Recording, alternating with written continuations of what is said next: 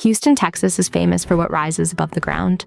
Endless freeways, giant interchanges, glass towers, the oil economy, a skyline built to be seen from far away. But that picture hides another Houston.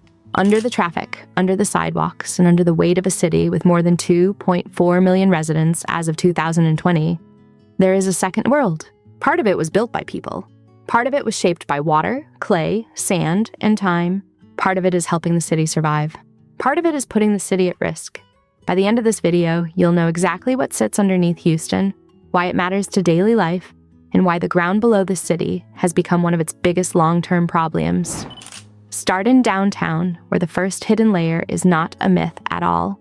It is a working part of the city. About 20 feet below street level, Houston has an underground pedestrian tunnel system. It stretches for about 7 miles in a loop and connects more than 95 city blocks. From above, downtown can look bright, open, and exposed to the full force of a Texas summer. Down below, the mood changes fast, the light drops, the noise softens, the air is controlled. What looks like a normal office district at street level has a second circulation system under it. The reason for the tunnels is simple and very Houston. Heat and humidity. The system gives office workers a way to move between buildings without facing the outdoor weather. That turns the tunnels into more than walkways. They function like a buried business strip, with restaurants, shops, and banks serving the people moving through them each workday. In a city known for building big at the surface, this is a practical answer built below it. That hidden network also says something about Houston's wider underground. The city depends on buried systems. Research notes point to a vast network of underground utilities, including water lines, sewer systems, and telecommunications lines. These are not side details. They are part of how Houston keeps a fast-growing urban area running. The City of Houston Public Works manages underground infrastructure tied to stormwater and flood control, and that role matters even more when the ground itself is unstable. Houston did not become this kind of city by accident. After the Great Hurricane hit Galveston in 1900, Houston grew as a safer alternative. Then the oil boom of the 1940s and 1950s drove rapid population growth and urban expansion. More people, more buildings, more roads, more buried pipes, more pressure on the land below.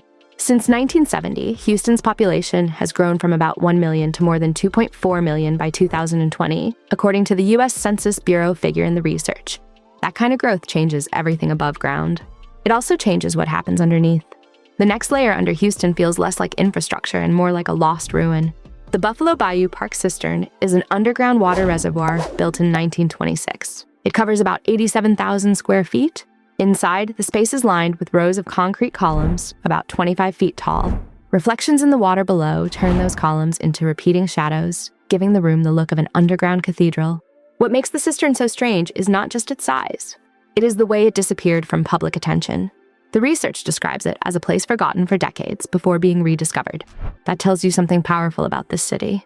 Houston has underground spaces so large and so tied to old systems of water storage and city building that one of them could slip out of everyday memory. Above ground, Buffalo Bayou is a visible part of Houston. Below ground, the cistern shows the hidden history of how the city once stored and managed water. Buffalo Bayou itself carries a long story. The research notes say it began as a natural waterway and was heavily modified to manage stormwater. It was also used historically as a dumping ground. That arc matters. A natural channel became a shaped urban tool. The relationship between Houston and water has never been simple. Water is a resource, a transport path, a storage problem, and a flood threat all at once. The cistern stands as a concrete reminder that Houston's history is not only written in streets and towers. It is written in reservoirs, channels, and buried spaces built to control water in a low, flood-prone region. Then we reach the deepest layer, and the most serious one. Under Houston is not solid rock in the way many people imagine a city foundation. Houston sits on the Gulf Coast Basin, a sedimentary basin made mostly of clay, silt, and sand deposits with major layers of salt. That matters because these materials can shift, compact, and respond to water use. If you picture Houston as resting on a firm stone platform, that picture is wrong. This is where one common belief needs to be challenged.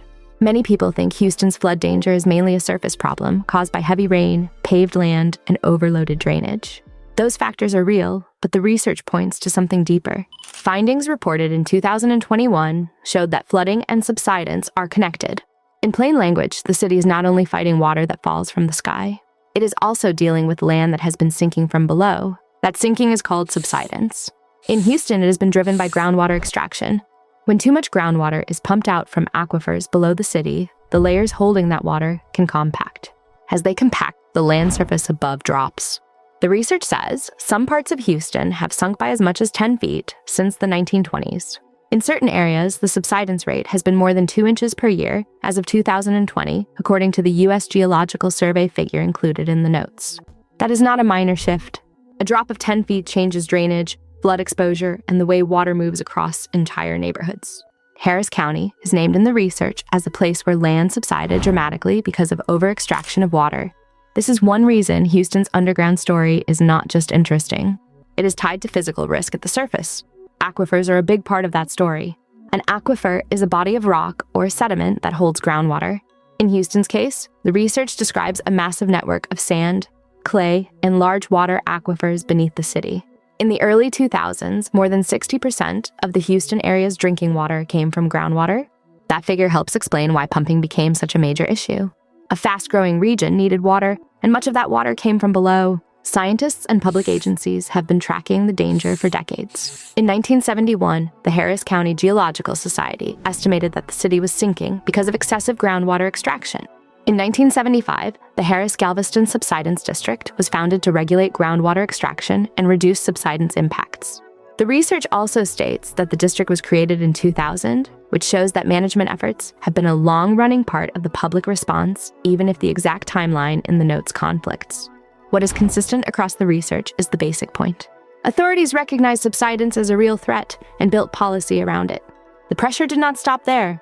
In 2013, the city began stricter rules on groundwater extraction to address subsidence.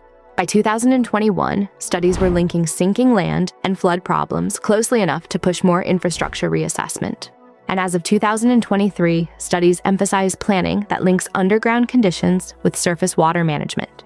That planning challenge is huge because the costs of getting it wrong are huge. The research cites a National Oceanic and Atmospheric Administration estimate from 2021, placing the economic impact of flooding in the Houston metropolitan area at $100 billion per year. For a city already dealing with aging buried systems, that number changes the scale of the conversation. This is not only about hidden engineering or strange underground spaces. It is about whether the city can adapt fast enough to the ground beneath it. There is also a quieter danger below Houston. The research mentions hundreds of active geological fault lines under residential neighborhoods. These are not the kind of faults most people associate with dramatic images from places known for earthquakes. In Houston, the fear is less about one sudden event and more about slow movement beneath developed land. Add that to soft sediments, groundwater removal, and dense construction, and the underground becomes a moving part of city life. The mainstream view is clear. Sustainable groundwater management is needed to slow subsidence and protect the land surface. That matches the research quote, stating that sustainable management of groundwater is needed to preserve the land people live on and reduce ongoing subsidence. Public agencies, geologists, and planners are working from that basic idea, but there is also a hard conflict built into Houston's growth. Development needs water and infrastructure. Conservation asks for limits. The research notes an ongoing debate over how much groundwater should be extracted versus how much should be saved. It also points to tension between rapid urbanization and environmental concerns, especially when development can worsen flood risks and weaken natural land conditions. Houston's housing growth and urban spread did not happen in empty space. They happened on a sinking, water-shaped foundation. Right now, the city is investing in smart city technology to improve water management and reduce flood risk. That is part of the current response to aging infrastructure and continuing concern about subsidence. University of Houston Geological Sciences continues research on subsidence and hydrogeology, building data on groundwater resources. That kind of local research matters because Houston's problems are highly local. The exact behavior of clay, sand, salt layers, aquifers, and drainage systems under one part of the metro area may not match another. So what's underneath Houston? A climate-controlled tunnel city about 20 feet below downtown. A giant cistern from 1926, 87,000 square feet wide, lined with concrete columns rising about 25 feet high. Buried utilities carrying water, waste, and communications through a city that keeps expanding. Beneath all of that, a Gulf Coast basin foundation of clay, silt, sand, and salt. Large aquifers that helped fuel growth. Ground that has dropped by up to 10 feet in some places since the 1920s. In certain areas, sinking at more than 2 inches per year as of 2020. fault lines moving quietly under neighborhoods, a flood problem tied not only to storms, but to the land itself. Houston is not just a city that grew upward and outward. Its history, its survival, and its daily routine depend on what lies buried below the surface. And once you know that, the skyline looks different. The freeways look different. Even the ground under a quiet neighborhood feels different. Would you feel safe living or working above a city where the land has already sunk by up to 10 feet in some areas? Leave your thoughts in the comments.